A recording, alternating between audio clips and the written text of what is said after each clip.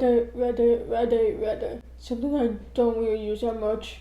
Well, except for like a better version of Google. But I got on Reddit one time, and it's just a whole bunch of crazy stuff, like something you normally don't see on the internet, like, right? It's like this close-up safe place where people post the craziest stuff. And I'm like, what is going on in Reddit?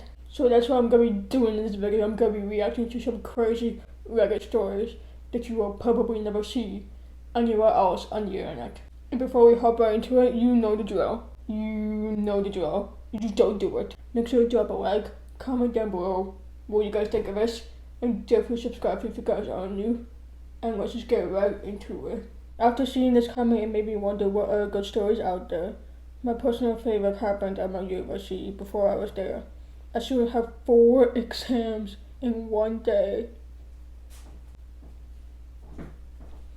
And none of his professors were letting me reschedule. Oh my goodness.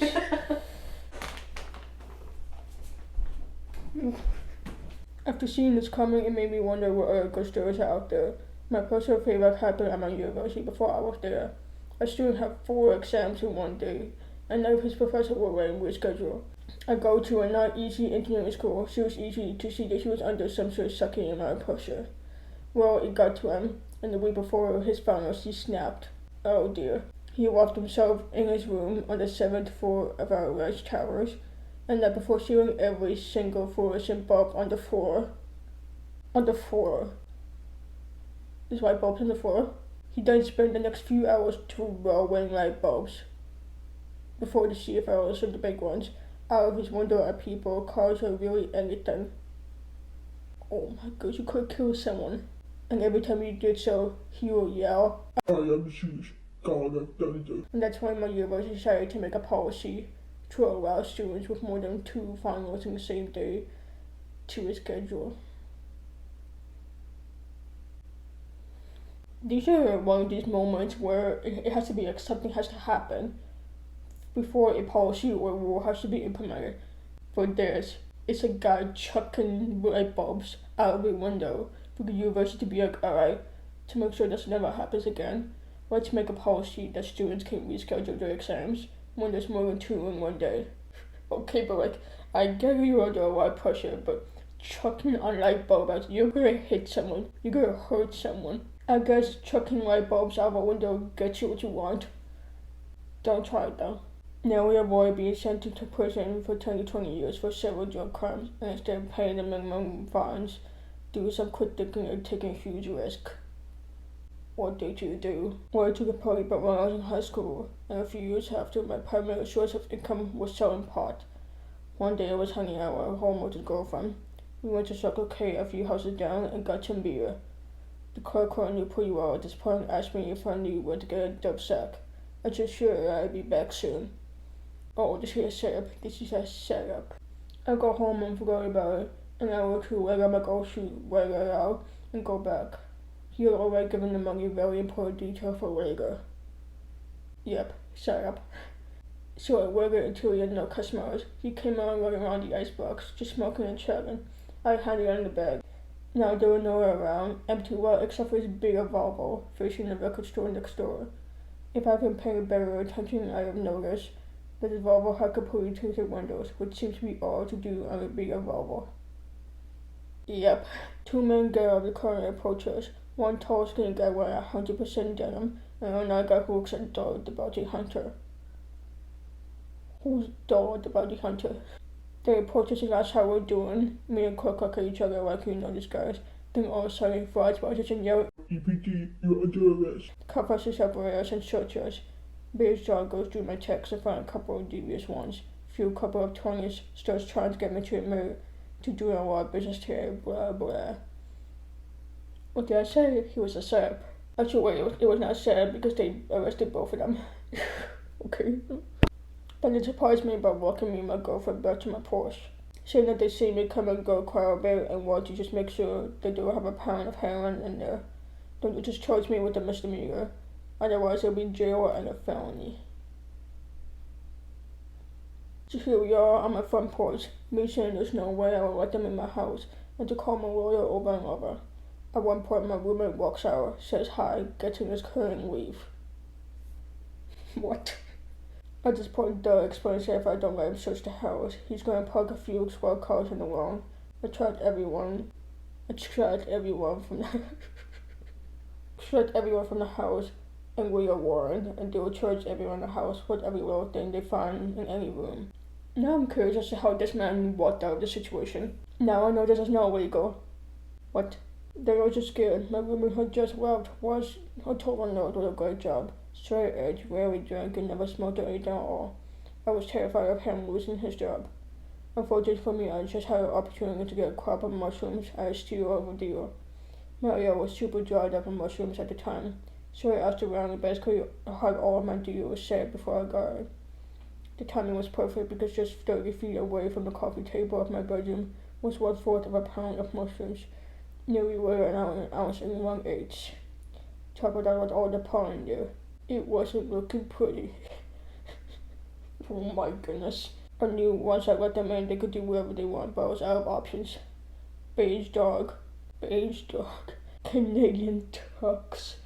These names are kind of creative. Stares at my girlfriend who looks terrified like WTF are you doing at me? I lead him upstairs and walk right past my door, which thank goodness was closed, and into the straight edge guy's room. Dog completely turns it over, takes out drawers, turns the mattress over, the whole shebang. As he does this, I quietly turn off the computer monitor with the background of my roommate and his girlfriend going on it. God finds nothing, sticks with his agreement and walks me in my green name bag downstairs. My girlfriend, probably assuming I'm going to prison for many years, is looking like she's about to die, but I'm just grinning. The guy still charged me with a felony. What? Then they leave. Long story short, paid a lot for a good attorney who was friends with the prosecutor. Since no money was seen to be a change, the charge was knocked down to a deliverance of marijuana. The prosecutor recommended the minimum sentence. I paid a $121 fine, did 80 hours of community services out of local Pennsylvania, saw tons of shows for free, and retired from selling. Coming through. Well, it was probably... Yay. Oh my gosh. Well, that would be a good choice to retire from that because you almost got busted. I am so curious as to why he was charged with a felony. Like, what happened? You went crazy? Because I got crazy.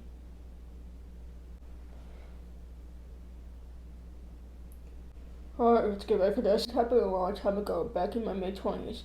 I knew a guy, kind of a casual friend who was 21, who had a girlfriend who was 17, still in high school.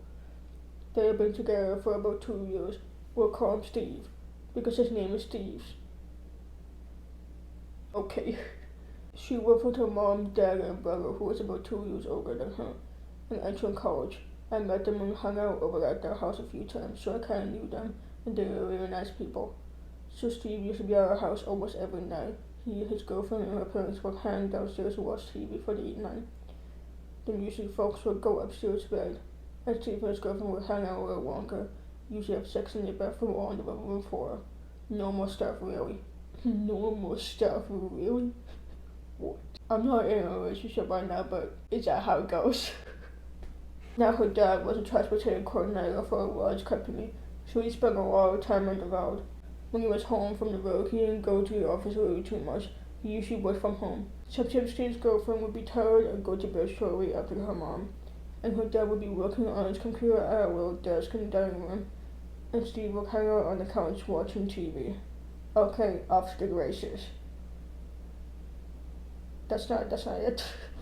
Steve was into computers, so he and the dad would work on new games or stuff on whatever on Vegas, and the greatest machine work had given to him. One night Steve started running the floor plugging something to a power strip. What was that specific? And then when he comes up on his knees, he could tell that his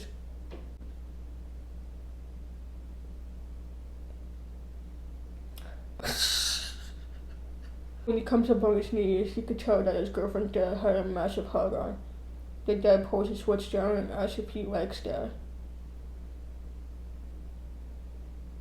Most of us bail at this point. Yeah, Nope, Steve starts sucking. Oh my goodness, what kind of finishes the job and goes home. So this becomes kind of a regular thing every month or so. He says past his girlfriend, and the mom goes to bed, and he sucks off the dad. Oh yeah. But when it gets better, oh gosh. Eventually move in together. One night he's dropping something off to his girlfriend's mom, and the dad's on the road. Oh, don't tell me. The mom isn't just a house coat. Starts pulling the moves on him, and he takes her to the downstairs bedroom, begging her over on the counter and waiting on her.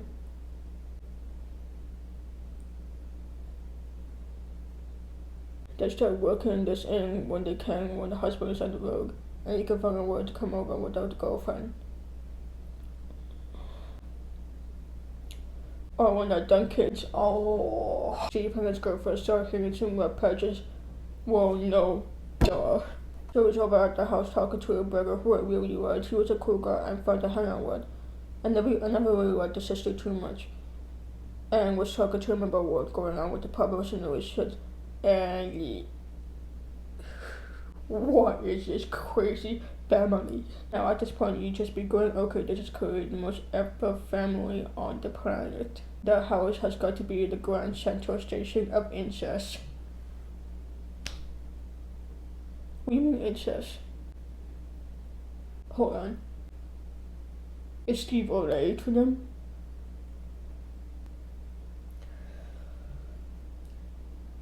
My brain is warped up right now. What did I just read?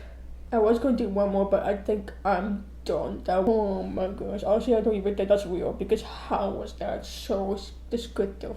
How do you know what even happened? Because there's no way Steve told you. There's no way this is real. Welcome to the cap store, because I think that this is cap. There's no way this is real. Okay, I think that's gonna wrap it up for today's video. If you guys want more, don't suggest it, because I don't. My brain is still warped up with that. If you guys, I hope you don't enjoy that. But if you guys do enjoy this video, make sure to drop a like, comment down below, and subscribe if you guys are new. I'll see you guys in the next video. Peace.